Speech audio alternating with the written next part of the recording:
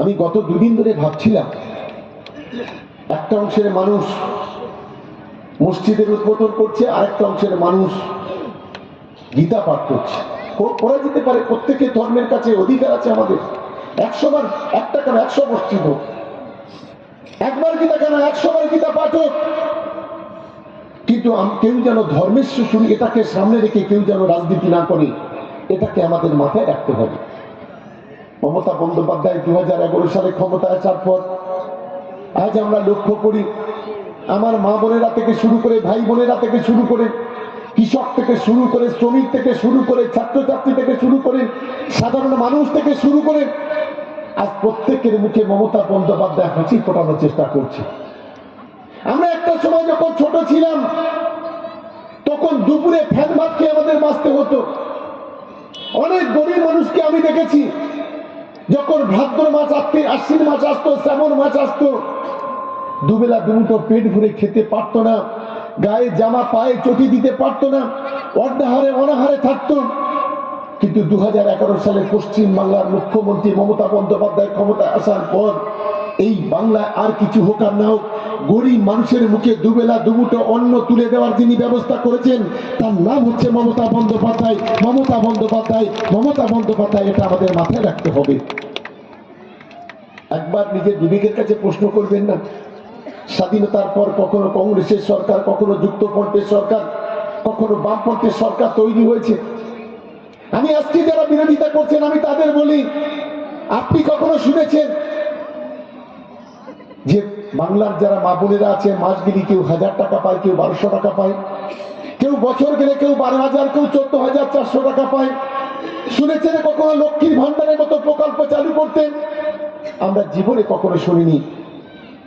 এটা চালু করলেন আমাদের মুখ্যমন্ত্রী মমতা বন্দ্যোপাধ্যায়। একজন স্বামী, একজন পুরুষ, কেউ ভ্যান চালক, কেউ রিক্সা চালক, কেউ বাবুর বাড়িতে কাজ করে, কেউ 2 পয়সা ইনকামও করতে পারে না, মাস গেলে তার স্ত্রীর হাতে 500 টাকা 200 টাকা তুলে দিতে পারে না। কিন্তু আজ আমরা গর্বিত, বাংলার মুখ্যমন্ত্রী মমতা বন্দ্যোপাধ্যায় যখন মাসটা যায়, 1 মাস পার হয়ে গেলে আমার প্রত্যেকটা মা বোনের ব্যাংকে কারোর 1000 টাকা, কারোর 1200 টাকা তুলে দিয়ে তার পরিবারের মুখে হাসি ফোটায়। এর নাম হচ্ছে মমতা বন্দ্যোপাধ্যায়। আজকে যারা বিরোধিতা করছে, লজ্জা লাগে না? এখানে যারা আমরা বসে আছি সবই কৃষক পরিবারের সন্তান। কারোর 1 বিঘে, 2 বিঘে, 5 বিঘে, 10 বিঘে, 20 বিঘে জমি আছে। সেই জমি আমরা ফসল ফলাই, সেই জমি আমরা কেউ ফিশারিতে লিজ দিই, কিন্তু বছর গেলে আমরা একর প্রতি 10,000 টাকা পাই। আমরা গর্ববোধ করি, বাংলাতে 1,26,00,000 কৃষক, আজ তারা একর প্রতি 10,000 করে টাকা পায়। আর যাদের এক একরের কম জমি আছে, তারা 4,000 করে টাকা পায়। আমি আজকে যারা এখানে বসে আছেন, আমি তাদের বলি, স্বাধীনতার পরে কখনো শুনেছেন কোন সরকার চাষিদের পাশে, কৃষকের পাশে এইভাবে দাঁড়িয়েছে?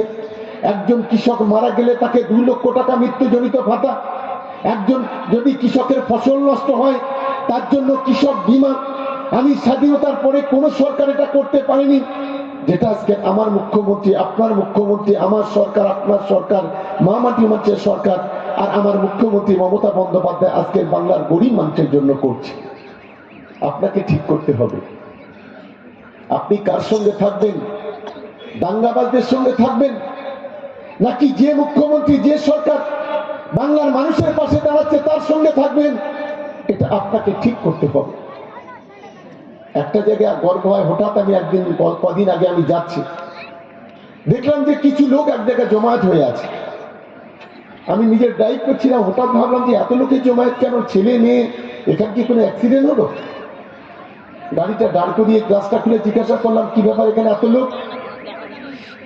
বললো, দাদা রেশনের মাল দিচ্ছে ডিলার। গর্বেতে বুকটা ভরে উঠল।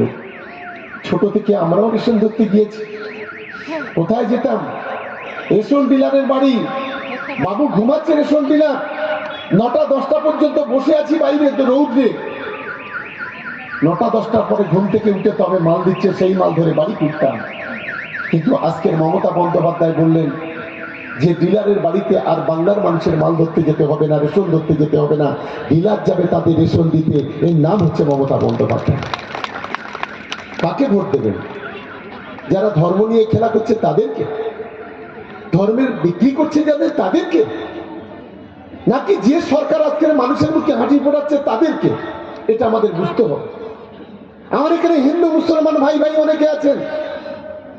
আজকের প্রতিটা সাব ডিভিশনে একটা করে 3.5 কোটি টাকা করে ইলেকট্রিক চুল্লি বামপন্থের সময় করতে পারেনি, কংগ্রেসের সময় করতে পারেনি। আমার হিন্দু ভাই বোনেদের জন্য আমাদের সরকার করেছে। আজ মুসলমানদের জন্য আজকের কবরস্থান এমএসডিপি প্রকল্পে কোটি কোটি টাকা বরাদ্দ করেন আমাদের পবিত্র কবরস্থানের প্রাচীর দেওয়ার আজকের মমতা বন্দ্যোপাধ্যায় ব্যবস্থা করেছেন। আজকের হিন্দু ভাই বোনেরা যারা আছেন, আজ যারা বড় বড় কথা বলেন, দু একজন বিজেপি আরএসএস এর দালাল, স্বাধীনতার 77-78 পরে 250 কোটি টাকা খরচ করে আজকে জগন্নাথ মন্দির এই বাংলার বুকে যদি তৈরি করে কেউ থাকে, আজকের গোটা বাংলায় লক্ষ লক্ষ মন্দিরকে যদি আর্থিকভাবে সরকার কেউ যদি সহযোগিতা করে, তার নাম হচ্ছে মমতা বন্দ্যোপাধ্যায়। এটা মাথায় রাখতে হবে। অন্যদিকে আমাদের মুসলিম ভাইরা যারা আছেন, আজকের ফুরফুরা শরীফের ট্রাস্ট বানিয়ে তার ডেভেলপমেন্ট করা, আজকের গাজী বাবার মাজার আমাদের পাশে ঘুটিয়ারি শরীফ ট্রাস্ট বানিয়ে সেখানে ডেভেলপমেন্ট করা, আজকের আমাদের বিষ্ণুপুরে সাতগাছিয়ায় পীরতলা মাজার, সেখানে কোটি কোটি টাকা বরাদ্দ করা, আজকে আমাদের আলিয়া ইউনিভার্সিটি তৈরি করা, আজকে হজ টাওয়ার তৈরি করা। ওই বিগত দিনে বিগত সময় কোন সরকার তো করেনি।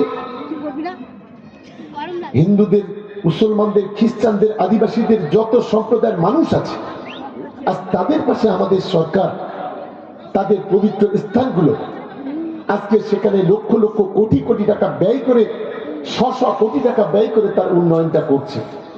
আর অন্যদিকে সাম্প্রদায়িক দাঙ্গাবাজ বিজেপি, আর বিজেপির কিছু পাঁচাটা গোলাম আছে, এই আইএসএফ থেকে শুরু করে যারা আছে, তাদের কাজ হলো ধর্মের মধ্য দিয়ে আবেগ তৈরি করো, হিন্দু মুসলমানকে বিভাজন করো, জাতপাতের দাঙ্গা লাগাও, মায়ের মাতার সিঁদুর হাতের চুড়ি ভেঙে দাও, গোটা দেশ জুড়ে বিভাজনের রাজনীতি করো।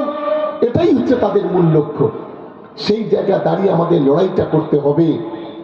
একবার মুখে আপনি চিন্তা করবেন না, যারা তাম্বুল দাওয়ানের মানুষ আছেন, আজকের গোটা তাম্বুল দাওয়ানে অলিতে গলিতে, কোথাও পিচের রাস্তা, কোথাও কংক্রিটের রাস্তা, গোটা তাম্বুল দাওয়ানের প্রতিটি বাড়িতে বাড়িতে বিদ্যুতের বাতি। আজকের আমরা যে সুযোগটা পাইনি, আজকের আমাদের ঘরের ছেলেমেয়েরা আজকের বিদ্যুতের বাতি জ্বালিয়ে আজ তারা পড়াশোনা করছে। আমাদের ঘরে প্রত্যেকের বাড়িতে আজকের বিদ্যুতের জন্য আজ আমরা ফ্রিজ ব্যবহার করতে পারছি, আজ আমরা টিভি ব্যবহার করতে পারছি, আজকে আমরা নিজের মতো করে নিজের ঘরটাকেও সাজাতে পারছি, যেটা বিগত দিনে বিগত সময় ছিল না। এর কৃতিত্ব মমতা বন্দ্যোপাধ্যায়কে দেবেন না? এর কৃতিত্ব সরকারকে দেবেন না? আজকের আমরা গর্ববোধ করি, আমার ছেলে, আপনার ছেলে স্কুলে গেলে সেখানে মিড ডে মিল, সেখানে জামা কিনে দেওয়া, সেখানে জুতো কিনে দেওয়া, সেখানে বই কিনে দেওয়া, সেখানে স্টাইফিন দেওয়া, সেখানে স্কলারশিপ দেওয়া। আজ আমাদের সরকার, আমাদের মুখ্যমন্ত্রী মমতা বন্দ্যোপাধ্যায়ের নেতৃত্বে আজকের পুরো শিক্ষা ব্যবস্থাটাকে ফ্রি করে দেওয়া হয়েছে। ক্লাস 9-10 পড়াশোনা করছে, সবুজ সাথী সাইকেল, উচ্চশিক্ষায় স্টুডেন্ট ক্রেডিট কার্ড, আজকের বিভিন্ন ধরনের স্কলারশিপ। বিগত দিনে আমরা কখনো যেটা জানিনি, কখনো যেটা শুনিনি, আজ আমাদের সরকার 96টি প্রকল্প আজ বাংলার মানুষের আজকের মুখে হাসি ফোটানোর জন্য আজ নিজের অর্থ, রাজ্যের অর্থ দিয়ে বাংলার মানুষের পাশে দাঁড়াচ্ছে। যারা বিজেপিরা ভোট চাইতে যাবে, জিজ্ঞাসা করবেন বাংলার মানুষরা কি অপরাধ করেছিল। 11 লক্ষ গরিব মানুষের ঘরের টাকা বন্ধ করে দিলেন। জিজ্ঞাসা করতে হবে বাংলার মানুষ কি অপরাধ করেছিল। 59 লক্ষ মানুষকে 100 দিনের কাজের টাকা বন্ধ করে দিলেন। আপনাদেরকে জিজ্ঞাসা করতে হবে কেন আজকের বাংলা রাস্তাঘাটের টাকা আজকের বন্ধ করে দেওয়া হলো। এই জবাবটা ওদের কাছে চাইতে হবে, ওদের কাছে জবাব চাইতে হবে যে আজকের বাংলার যারা বৃদ্ধ মায়েরা, বাবারা, যাদের 60 বছর বয়স, কেন তাদের বার্ধক্য ভাতার টাকা কোন স্বার্থে বন্ধ করে দেওয়া হলো। এই প্রশ্নটা ওদেরকে করতে হবে। ওদেরকে প্রশ্ন করতে হবে আমাদের ছেলেমেয়েরা স্কুলে মিড ডে মিল খায়, সেই মিড ডে মিলের টাকা কেন বন্ধ করে দেওয়া হলো। এই প্রশ্নটা করতে হবে, জবাব ওদের কাছে আমাদের চাইতে হবে। এই জবাবটা যদি আমরা না চাইতে পারি, তাহলে কিন্তু আমরা নিজেদের লক্ষ্যে আমরা অবিচল থাকতে পারলাম না। এটা আমাদের সকলকে মেনে নিতে হবে। আজ যারা বাংলার 10 কোটি মানুষের রাতের ঘুম কেড়ে নিচ্ছে, আজ যারা বাংলার 10 কোটি মানুষকে ভাতে মারার চেষ্টা করছে, আজকে যারা বাংলার 10 কোটি মানুষের মধ্যে দাঙ্গা লাগানোর চেষ্টা করছে, আজ যারা বাংলাকে অস্থিরতা তৈরি করার চেষ্টা করছেন, আজ যারা এসআইআর এর নাম করে বাংলার মানুষের ভোটাধিকার কেড়ে নেওয়ার চেষ্টা করছেন, আজ যারা ওয়াকফের নাম করে মুসলমান সংখ্যালঘুদের আজকের সম্পত্তিগুলো আল্লাহর সম্পত্তি কেড়ে নেওয়ার চেষ্টা করছেন, আজ যারা এনআরসি এর নাম করেন, আজ যারা আমাদের মধ্যে প্যানিক তৈরি করে আতঙ্কের পরিবেশ তৈরি করে আমাদেরকে বাংলাদেশে কিংবা পাকিস্তানে দাঁড়াতে চাইছেন, আমাদের তাদের কাছে এই জবাবটা আমাদের চাইতে হবে। তবেই তো আমরা প্রকৃত তৃণমূল কংগ্রেস, সেই মানসিকতা নিয়ে আমাদের এগোতে হবে। আমার নিশ্চয় আত্মবিশ্বাস, আমার ক্যাম্প তামুলদাবনের সর্বস্তরের আমার দিদিরা বোনেরা, আমার ভাই বোনেরা যারা আছেন, আমার বয়োজ্যেষ্ঠ গুরুজনেরা যারা আছে, যারা আমার পিতৃতুল্য মাতৃতুল্য মানুষ, যারা মায়েরা বাবারা যারা আছেন, আমি তাদের কাছে অনুরোধ করব, এই মাটি আমরা সবসময় বলি জননী জন্মভূমি স্বর্গপতি বলিস, এটা আমাদের মাতৃভূমি, এটা আমার জন্মভূমি। এই জন্মভূমির পবিত্র মাটিটাকে আজকে যারা নষ্ট করে দেওয়ার চেষ্টা করছে, আজ যারা আরএসএস এর নাম করে, বিজেপির নাম করে, আইএসএফ এর নাম করে আজকে ধর্মের তাস যারা খেলতে চাইছে, আমাদের যুব সমাজ, ছাত্র সমাজ, তরুণ সমাজ, আমাদের মহিলা সমাজ, আমার সমস্ত ভাই বোনেরা, এলাকার সাধারণ মানুষ, আগামী দিনে আমাদের ঐক্যবদ্ধভাবে লড়াই করতে হবে এবং সেই লড়াইয়ের মধ্য দিয়ে এখানে আজকে যারা কাপুরুষের দল যে নোংরা খেলা যারা করছে, তাদের এই নোংরা খেলাটাকে আমরা যদি বন্ধ করতে পারি, তবেই আমরা প্রকৃত তৃণমূল কংগ্রেস, তবেই আমরা এই এলাকার সার্বিক উন্নয়নটা ঘটাতে পারবো। এটা আমাদের সকলকে মাথায় রাখতে হবে। আমার যন্ত্রণা কোথায় জানেন? আমার এই বিধানসভায় 13টা অঞ্চল, আর দুটো অঞ্চল আমাদের সঙ্গে আছে 15টি অঞ্চল। একটা বাসন্তী বিধানসভার 18 বাকি, আর একটা নারায়ণপুরের এই ক্যানিং পশ্চিমের নারায়ণপুর, এই ব্লকের মধ্যে পড়ে। যখন আমি দেখি যে আমাদের মঠর দিকে 18 বাকি 80% 90% ভোট দিচ্ছে তৃণমূল কংগ্রেসে, আর যখন দেখি তামুলদাবান 70% কি 75% তৃণমূল কংগ্রেসে ভোট পড়ছে, যখন আমি দেখি মঠর 18 বাকিতে মাত্র 500 ভোট পাচ্ছে বিরোধীরা, বাদবাকিটা পাচ্ছে তৃণমূল কংগ্রেস, আর তামুলদাবানে পাচ্ছে 3000, 3500, 4000 ভোট, তখন মনে মনে কোথাও কষ্ট হয়। রাত দিন মাথার ঘাম পায়ে ফেলে সকাল 8টা থেকে রাত 12টা পর্যন্ত আজ আমার তামুলদাবান বলি ক্যানিং পূর্বের মানুষের জন্য আজকে কখনো দিদির কাছে, কখনো অভিষেক বন্দ্যোপাধ্যায়ের কাছে, কখনো মন্ত্রীদের কাছে, কখনো অফিসারদের কাছে এই এলাকার সার্বিক উন্নয়ন করতে গিয়ে আজ যখন ভোটটা কম পাই, তখন আমাদের মনে মনে একটা ধিক্কার যে সত্যিকারে বোধহয় প্রকৃত গ্রহণযোগ্যতা মানুষের কাছে আমরা অর্জন করতে পারিনি। এটাই হচ্ছে আমার কাছে সবচেয়ে বড় যন্ত্রণা। তাই আমি অনুরোধ করবো আগামী দিনে এই লড়াইটা আপনাদের আশীর্বাদ, আপনাদের ভালোবাসায় আপনারা ছিলেন বলে আজ কিন্তু আমরা এই তামুলদাবানের মাটি থেকে, ক্যানিং টুয়ের মাটি থেকে আজকের জেলার বিভিন্ন প্রান্তে নেতৃত্ব দিতে পারছি। এই কৃতিত্ব শুধু শওকত মোল্লা নয়, এই কৃতিত্ব তামুলদাবানের মানুষের, এই কৃতিত্ব তো ক্যানিং বিধানসভার মানুষের বলে আমি মনে করি। আর যার আশীর্বাদ, যার দোয়া, সেই মমতা বন্দ্যোপাধ্যায়, সেই অভিষেক বন্দ্যোপাধ্যায়ের ভালোবাসায় আজকে আমরা লড়াইটা করছি। আপনারা জানেন সকল, আমরা গত বিধানসভা নির্বাচনে দেখেছি এই এলাকা থেকে কিছু বিজেপি, কিছু আরএসএস, কিছু আইএসএফ, কিছু মানুষ তাদেরকে ভোট দিয়েছিল। আমি তাদেরকে প্রশ্ন করতে চাই, গত 5 বছর তো হলো, কই সেই বসন্তের কোকিলগুলো তো একবার দেখতে পাননি? গ্রামে একটা রাস্তা করতে বলে তৃণমূল কংগ্রেস, একটা গর্ভবতী মা, তাকে হসপিটালে নিয়ে যেতে হবে, নিশ্চয় জানকে ফোন করতে হবে, তৃণমূল কংগ্রেসের কর্মীরা করে।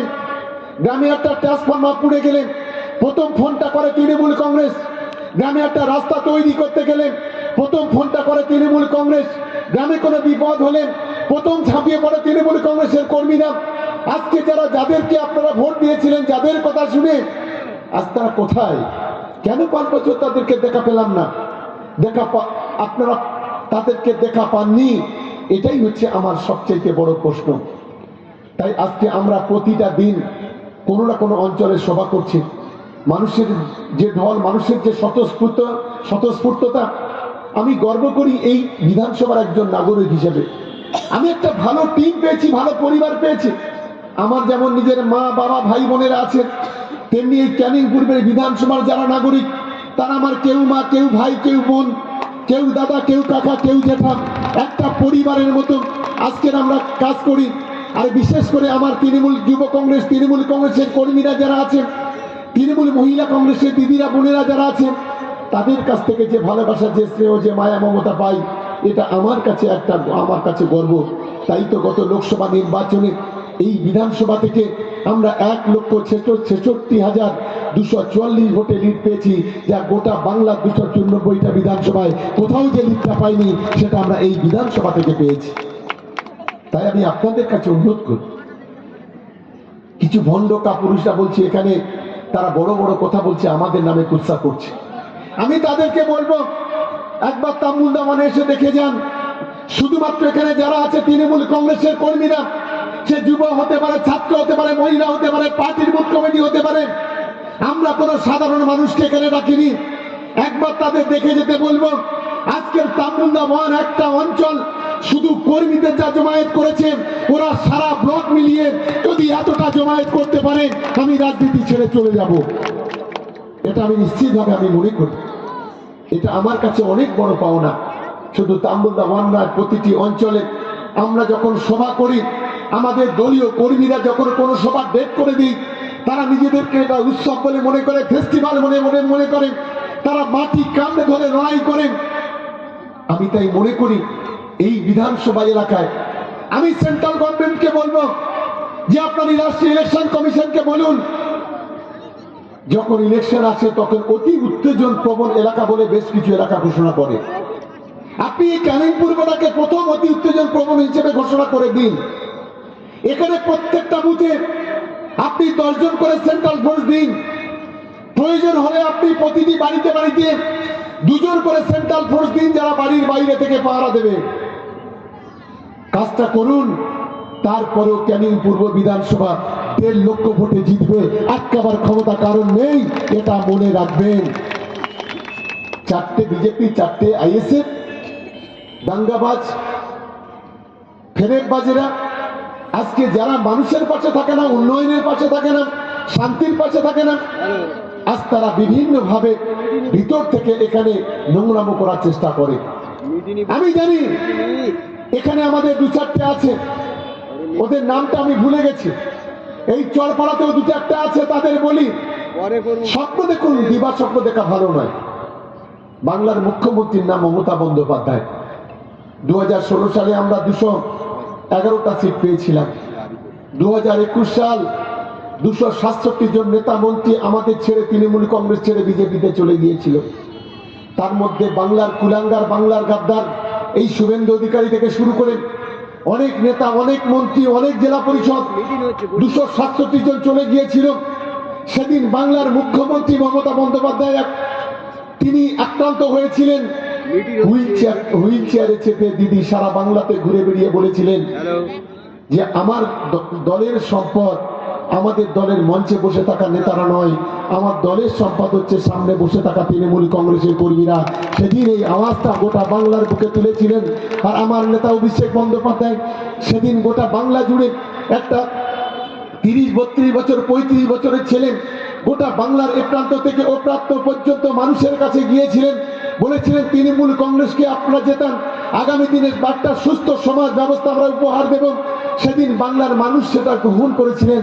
তাই তো 2021 সালে কখনো সিবিআই, কখনো ইডি, কখনো নরেন্দ্র মোদী, অমিত শাহ চোখে চোখ রেখে বাংলার তৃণমূল কংগ্রেসের কর্মীরা লড়াই করে সেখানে আমরা 213টা সিটে আমরা জয়লাভ করেছিলাম। একটা অংশের মিডিয়া সেদিন বলেছিল তৃণমূল কংগ্রেস ক্ষমতায় আসতে পারবে না, অঙ্ক করে বলেছিল এবারে তৃণমূল কংগ্রেস হেরে যাবে। একটা বড় অংশের মিডিয়া, 90% মিডিয়া, এবিপি আনন্দ, 24 ঘন্টা, নিউজ টাইম, নিউজ 18 থেকে শুরু করে বড় বড় ইলেকট্রনিক্স মিডিয়াগুলো সেদিন বিভিন্ন সমীক্ষা দেখিয়ে বলেছিল শুধু সময়ের অপেক্ষা, মমতা বন্দ্যোপাধ্যায়কে খুব তাড়াতাড়ি মুখ্যমন্ত্রী থেকে পদত্যাগ করতে হবে। কিন্তু আমরা সেদিন দেখেছিলাম বাংলার মানুষ সেদিনও মমতা বন্দ্যোপাধ্যায়ের সঙ্গে ছিল।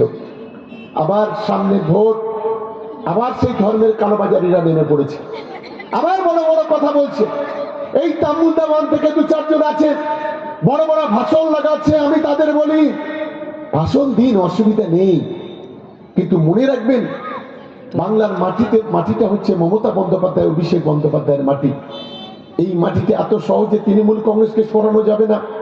দেশের মন্ত্রিসভা যদি উঠে এসে এখানে বসে থাকে, দেশের সমস্ত আরএসএস, সমস্ত বিজেপি, সমস্ত দাঙ্গাকারীরা যদি বাংলাদেশে বসে থাকে, আর আইএসএফ এর মতো দালাল যারা যারা এই ফুরপুরা শরীফকে ঢাল করে দুটো তিনটে চারটে দালাল, যারা এই বাংলাতে মুসলমান মুসলমান করে আবেগ তৈরি করে আজকে হিন্দু মুসলমানকে যারা ভাগ করতে চাইছেন, আমি তাদের বলি চেষ্টা করুন, খুব বেশি লাভ হবে না। একটা সিট ছিল আইএসএফ এর ভাঙড়ে, সেই ভাঙড়ের শেকড়টা এবার তুলে ফেলে দেব, এটাই হচ্ছে আমাদের লক্ষ্য, এটাই হচ্ছে আমাদের টার্গেট। আর বিজেপিকে বলি ৭৭টা সিট জিতেছিলেন 2021 সালে, অপেক্ষা করুন, ৭৭ থেকে ২৭-এ নামিয়ে আনবে বাংলার মানুষ, আটকাতে পারবেন না। কারণ আপনাদের চরিত্র, আপনাদের আখলাক, আপনারা কিভাবে কি করেছেন গত 5 বছর, কিভাবে বাংলার গরিব মানুষের শুধুমাত্র তৃণমূল কংগ্রেস করার অপরাধে কিভাবে তাদেরকে এনআইএ দিয়ে, সিবিআই দিয়ে, ইডিকে দিয়ে কিভাবে টাইট করার চেষ্টা করেছেন, কিভাবে বাংলার উন্নয়নটাকে স্তব্ধ করে দিয়ে বাংলার 10 কোটি মানুষকে ভাতে মারার চেষ্টা করেছেন, এটা বাংলার মানুষ জানে। তাই সময়ের অপেক্ষা, শুধু অপেক্ষা করুন, নিশ্চিতভাবে দেখতে পাবেন। সেই যে কথা বলে শেষ করব, আমরা মমতা বন্দ্যোপাধ্যায়ের জন্য সবাই মিলে একটা করতালি দেবেন এই কারণে যে আমরা যে বিধানসভায় বসবাস করি, এই বিধানসভায় দিদির আশীর্বাদে আজকে 36,000 বাংলার বাড়ি আমরা পেয়েছি। তার জন্য আরেকটা জোরে করতালি দেবেন সবাই মিলে। 36,000, এই 36,000 কারা? এই বিধানসভার গরিব মানুষেরা। আমি বিজেপি আইএসএফ কে বলি, পারবে তোমার নরেন্দ্র মোদী, পারবে তোমার অমিত শাহ, পারবে? হ্যাঁ, একটা কাজ করতে পারে। ওই যে একটা ভরতপুরে তিনি বিধায়ক হুমায়ুন কবির আছে, এই মোটা ভাই আর বড় ভাই দিল্লি থেকে তাকে পিছনে পিছনে ফুসকুচুনি দিয়ে তাকে বিভাজন করতে পারো।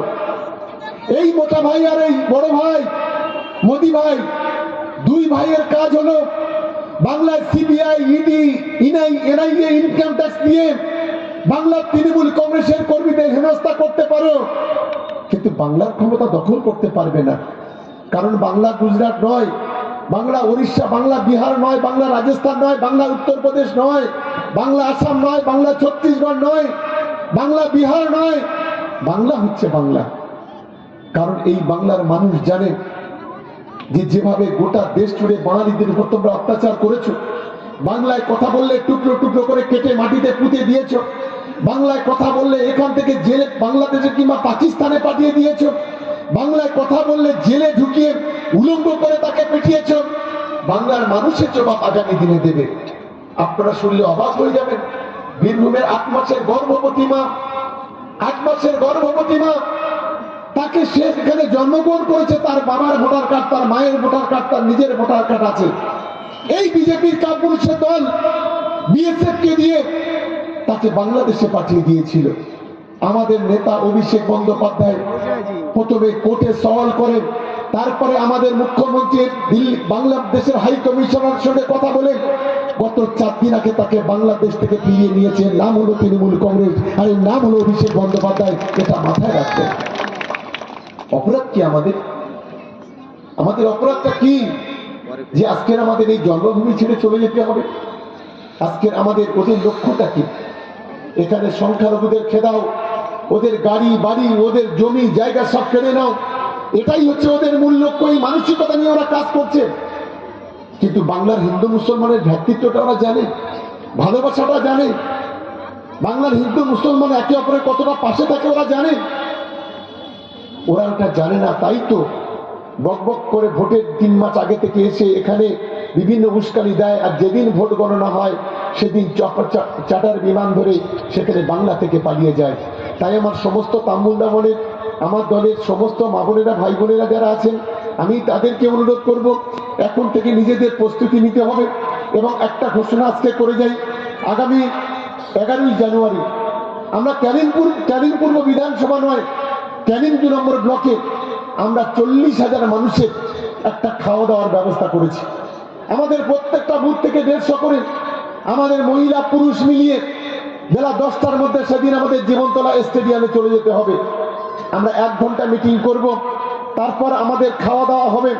আমরা গোটা ক্যানিং পূর্ব, শুধু ক্যানিং 2 নম্বর ব্লকে এখান থেকে 30 থেকে 40,000, আর ওদিকে যে 6টা অঞ্চল আছেন সেখানেও প্রায় 20 থেকে 25,000 মানুষ, সেখানেও একটা জায়গায় জমায়েত হবে। আমরা বুঝিয়ে দিতে চাই যে বাংলার মাটিতে দাঁড়িয়ে ক্যানিং পূর্ব যেটা পারে সেটা অন্য কেউ পারে না, সেটাই আমরা আগামী দিনে প্রমাণ করতে চাই। তাই সকলকে এখান থেকে আমি নিমন্ত্রণ করে যাচ্ছি। আমরা সেই কারণে একটা করে প্রস্তুতি সভা আমরা করছি। আগামী 11 তারিখে ইতিহাস তৈরি করবে ক্যানিং পূর্ব। গোটা ক্যানিং পূর্বের মানুষ দুটো জায়গায় জমায়েত হবে এবং ক্যানিং পূর্বের দিকে যারা আজকে চোখ তুলে বড় বড় কথা বলছেন, তারা সেদিন থেকে চোখে সর্ষের ফুল দেখবে সেই ব্যবস্থা তৈরি করতে হবে। আমাদের মা বোনেরা যারা আছেন, আমাদের যুবরা যারা আছেন, আমাদের পার্টির বুথ কমিটি যারা আছেন, সাধারণ কর্মীরা যারা আছেন, আমরা সকলকে আমন্ত্রণ জানিয়ে গেলাম 11ই জানুয়ারি বেলা 10টায় জীবনতলা স্টেডিয়াম। আপনারা অবশ্যই সকলে উপস্থিত হবেন এই আশা রেখে সকলকে দলের পক্ষ থেকে ধন্যবাদ।